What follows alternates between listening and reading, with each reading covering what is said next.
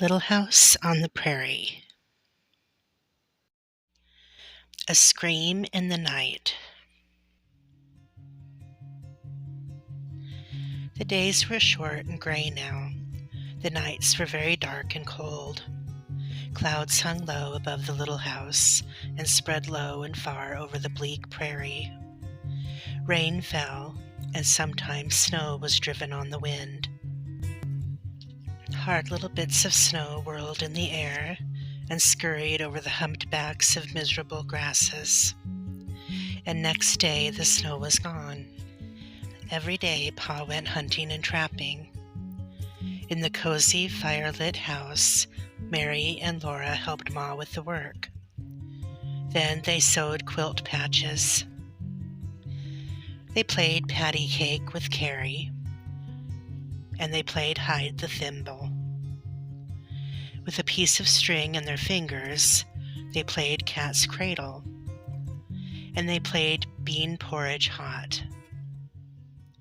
Facing each other, they clapped their hands together and against each other's hands, keeping time while they said, "Bean porridge hot, bean porridge cold, bean porridge in the pot, 9 days old. Some like it hot, some like it cold, some like it in the pot, 9 days old. I like it hot, I like it cold, I like it in the pot, 9 days old." That was true. No supper was so good as the thick bean porridge flavored with a small bit of salt pork that Ma dipped onto the plates when Pa had come home, cold and tired from his hunting. Laura liked it hot, and she liked it cold, and it was always good as long as it lasted. But it never really lasted 9 days. They ate it up before that. All the time the wind blew, shrieking, howling, wailing, screaming, and mournfully sobbing. They were used to hearing the wind. All day they heard it, and at night in their sleep they knew it was blowing. But one night they heard such a terrible scream that they all woke up. Pa jumped out of bed, and Ma said, "Charles, what is it?" "It's a woman screaming," Pa said. He was dressing as fast as he could. Sounded like it came from Scott's. "Oh, what can be wrong?" Ma exclaimed. Pa was putting on his boots. He put his foot in, and he put his fingers through the strap ears at the top of the long boot leg. Then he gave a mighty pull, and he stamped hard on the floor, and that boot was on. "Maybe Scott is sick," he said, pulling on the other boot. "You don't suppose?" Ma asked low. "No," said Pa. "I keep telling you they won't make any trouble.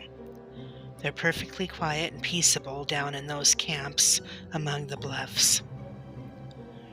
Laura began to climb out of bed, but Ma said, "Lie down and be still, Laura." So she lay down. Pa put on his warm, bright plaid coat and his fur cap and his muffler. He lighted the candle in the lantern, took his gun, and hurried outdoors. Before he shut the door behind him, Laura saw the night outside. It was black dark. Not one star was shining. Laura had never seen such solid darkness. "Ma," she said.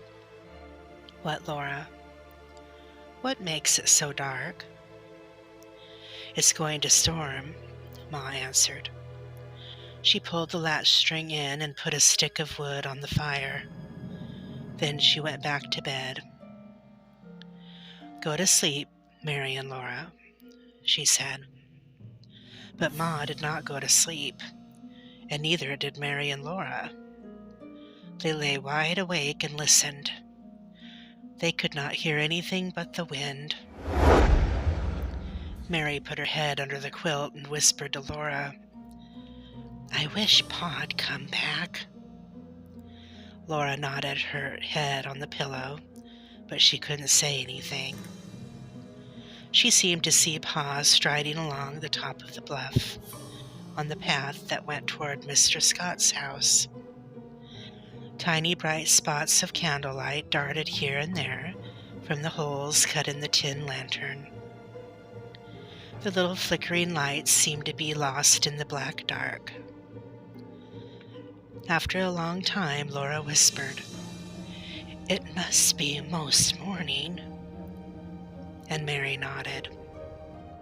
All that time they had been lying and listening to the wind, and Pa had not come back.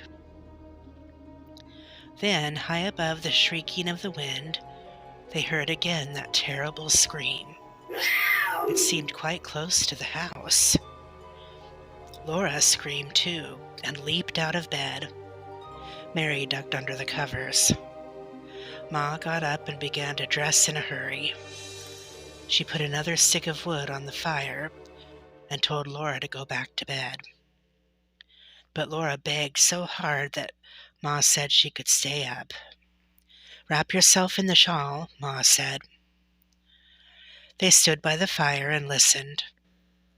They couldn't hear anything but the wind, and they could not do anything.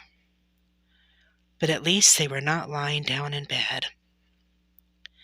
Suddenly fists pounded on the door, and Pa shouted, "Let me in! Quick, Carolyn!" Ma opened the door, and Pa slammed it quickly behind him. He was out of breath. He pushed back his cap and said, "Whew, I'm scared yet." "What was it, Charles?" said Ma. "A panther," Pa said. He had hurried as fast as he could go to Mr. Scott's. When he got there, the house was dark and everything was quiet. Pa went all around the house, listening and looking with the lantern. He could not find a sign of anything wrong. So he felt like a fool to think he had got up and dressed in the middle of the night and walked 2 miles, all because he heard the wind howl. He did not want Mr. and Mrs. Scott to know about it, so he did not wake them up. He came home as fast as he could because the wind was bitter cold, and he was hurrying along the path where it went on the edge of the bluff, when all of a sudden he heard that scream right under his feet. "I tell you, my hair stood up till it lifted my cap," he told Laura. "I lit out for home like a scared rabbit." "Where was the panther, Pa?" she asked him. "In a treetop," said Pa, "in the top of that big cottonwood that grows against the bluffs there." "Pa, did it come after you?" Laura asked, and he said, "I don't know, Laura." "Well, you're safe now, Charles," said Ma. "Yes, and I'm glad of it. This is too dark a night to be out with panthers," Pa said. "Now, Laura, where's my boot jack?" Laura brought it to him. The boot jack was a thin oak slab with a notch in one end and a cleat across the middle of it. Laura laid it on the floor with the cleat down, and the cleat lifted up the notched end. Then Pa stood on it with one foot and put the other foot into the notch, and the notch held the boot by the heel while Pa pulled his foot out. Then he pulled off his other boot the same way. The boots clung tightly, but they had to come off. Laura watched him do this, and then she asked, "Would a panther carry off a little girl, Pa?" "Yes," said Pa, "and kill her and eat her too. You and Mary must stay in the house till I shoot that panther. As soon as daylight comes, I'll take my gun and go after him." All the next day, Pa hunted that panther. And he hunted the next day, and the next day. He found the panther's tracks, and he found the hide and bones of an antelope that the panther had eaten. But he did not find the panther anywhere. The panther went swiftly through treetops where it left no tracks. Pa said he would not stop till he killed that panther. He said, "We can't have panthers running around in a country where there are little girls." But he did not kill that panther, and he did stop hunting it. One day in the woods he met an Indian. They stood in the wet, cold woods and looked at each other, and they could not talk because they did not know each other's words. But the Indian pointed to the panther's tracks, and he made motions with his gun to show Pa that he had killed that panther. He pointed to the tops of the trees and to the ground to show that he had shot it out of a tree. And he motioned to the sky and west and east to say that he had killed it the day before. So that was all right. The panther was dead. Laura asked if a panther would carry off a little papoose and kill and eat her too. And Pa said yes. Probably that was why the Indian had killed the panther.